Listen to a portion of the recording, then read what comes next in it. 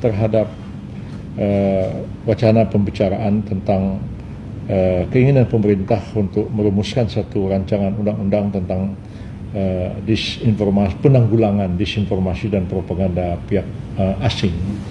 Jadi ini harus dipahami, ini bukan hanya propaganda oleh institusi resmi negara lain atau lembaga-lembaga negara lain, katakanlah badan intelijen asing, katakanlah kemudian kekuatan militer asing, kemudian politik atau lain-lain sebagainya, tapi juga kemungkinan itu dilakukan oleh pihak swasta, dilakukan juga oleh media sosial yang berpangkalan di negara lain, tapi terus-menerus menyebarkan informasi yang tidak benar tentang Indonesia atau berisi satu serangan, attacks bersifat propaganda, bersifat agitasi terhadap kepentingan Indonesia, yang selama ini kita tuh tidak punya undang-undang untuk menanggulangi keadaan ini.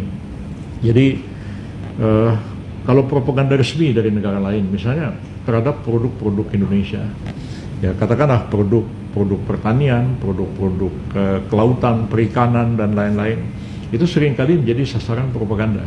Ya.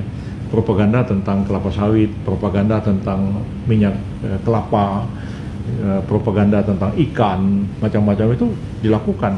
Ya bisa dikatakan minyak kelapa itu berbahaya, kolesterol tinggi segala macam. Dan tujuannya sebenarnya untuk mematikan produksi kelapa, sehingga dua negara yang terkena langsung itu Filipina dan Indonesia. Kelapa habis, tidak ditanam yang baru, ya karena propaganda ini. Karena ini kepentingan dari negara-negara lain untuk menjual produk mereka sendiri seperti minyak sunflower, itu biji matahari, bunga matahari, atau minyak kacang kedelai, atau minyak jagung, yang sebenarnya kalau diadu dengan minyak kelapa, baik dari kemampuan produksi, harga dan lain-lain, itu mereka sulit bersaing, apalagi dibandingkan dengan kelapa sawit. Ya, 1 hektar kelapa sawit bisa melahirkan misalnya berapa ribu liter minyak goreng dibandingkan dengan minyak jagung yang ditanam.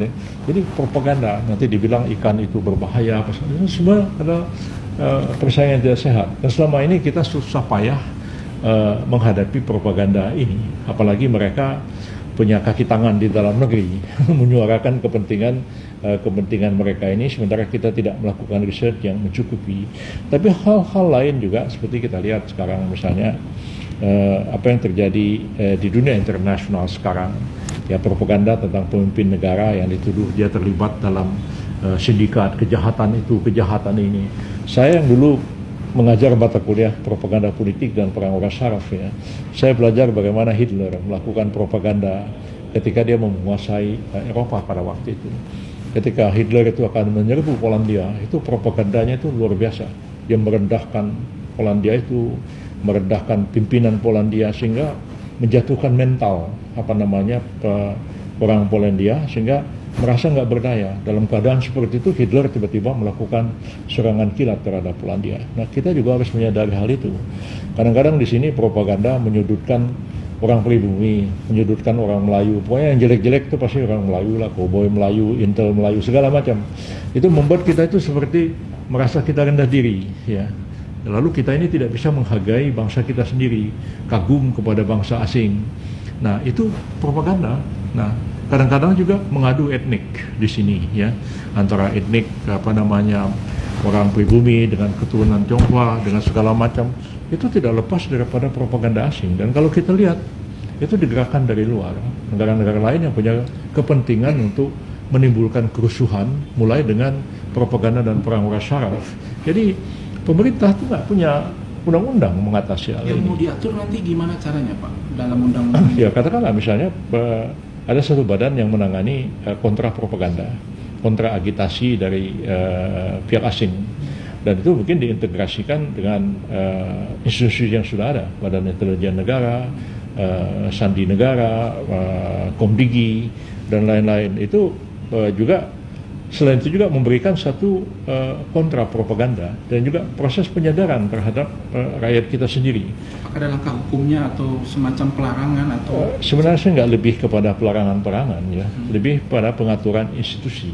Gimana kita mau melarang propaganda asing yang menggunakan media sosial?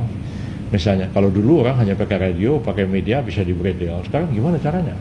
Nah, untuk itu kan mau tidak mau kita juga semacam satu kontra propaganda juga. Kita menjelaskan kepada publik, kita memperkuat harga diri bangsa kita sendiri. Menurut saya itu memang harus dilakukan ya. Tapi sekarang kita melihat reaksi-reaksi keras sekali dari beberapa pihak, seolah-olah ini anti demokrasi, ini akan memberangus kebebasan segala macam. Padahal belum apa-apa. Jadi pertanyaannya kita ya, jangan Anda ini yang antek-anteknya asing itu sebenarnya. Jadi kalau kita lihat apa yang sekarang terjadi di dunia internasional ya, satu negara dengan mudah menyerang negara lain, satu negara dengan mudah bermaksud mau menganeksasi atau mencaplok wilayah negara lain dengan propaganda.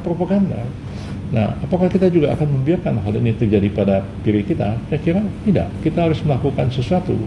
Nah, jadi sebagai sebuah bangsa ya kita harus bahu-membahu menjaga ketahanan nasional kita sendiri dalam menghadapi opini dan propaganda yang dibentuk oleh kekuatan-kekuatan asing seperti ini.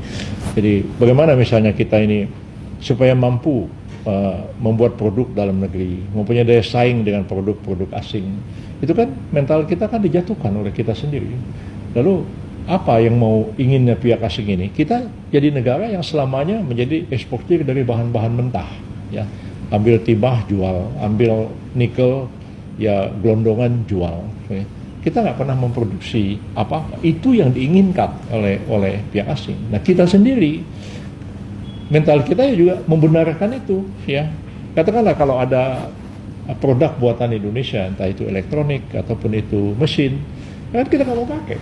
Ya, kita lebih senang beli barang impor. Akhirnya lihat tuh, sekarang di Tanah Abang, ya, nggak ada lagi orang pabrik tekstil kita hancur di mana-mana, garment kita sendiri hancur, ya. Itu ulah-ulah propaganda, tapi kita nggak pernah menyadari. Setiap kita mau membenahi soal ini, ya di dalam negeri sendiri ada reaksi-reaksi keras, dan jadi jangan-jangan yang bereaksi keras itu juga adalah bagian daripada propaganda asing itu sendiri sebenarnya. Ya. Arahan dari Presiden Prabowo apakah sudah ada untuk terkait ini dan leading sektornya apa? Ya, Kementerian mana? Presiden hanya umum saja mengatakan coba dipikirkan, coba dirumuskan kaidah-kaidah mengenai hal itu, dan beliau juga memberikan contoh beberapa negara lain, Amerika Serikat juga, negara-negara di Eropa juga mempunyai undang-undang seperti itu.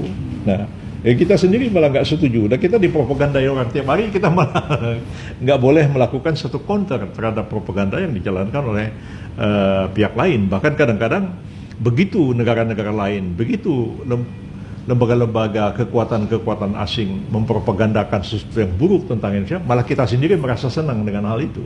Kita bangga dengan hal, kita menjadi bagian daripada itu. Menurut saya itu adalah korban daripada propaganda itu sendiri sebenarnya. Apakah undang-undang ini menjadi prioritas untuk dimasukkan prolegnas atau? Sebenarnya sekarang saya belum ngecek ya apakah itu sudah masuk prolegnas atau tidak. Tapi sekarang ini dalam tahap pengkajian dan draft akademiknya sedang disusun oleh pemerintah. Ya, nanti satu saat tentu akan kalau udah matang ya, itu akan dituangkan dalam bentuk pasal-pasal. Dan terbuka aja semua pihak mau membicarakan hal ini, apa baiknya, tapi jangan a priori lebih dulu apa-apa sudah menolak tanpa memahami hakikat daripada persoalan itu sendiri ya. Saya ingat ya tahun 80-an saya dengan Profesor Rosmar Alibi mengajar mata kuliah ini di BCPUI, propaganda politik dan perang syaraf ya. Tapi sekarang mata kuliah itu nggak ada lagi, udah diganti mata kuliah komunikasi politik yang sebenarnya sangat lunak, sehingga kita tidak mengetahui teknik-teknik agitasi dan propaganda, walaupun tidak seperti zaman Hitler lagi, tapi paling tidak teknik-teknik propaganda itu masih tetap dijalankan oleh negara-negara lain yang tentu punya kepentingan politik untuk melakukan dominasi, perluasan pengaruh di dunia ini dan sebagainya. Baik Pak, terima kasih atas Baik. penjelasannya.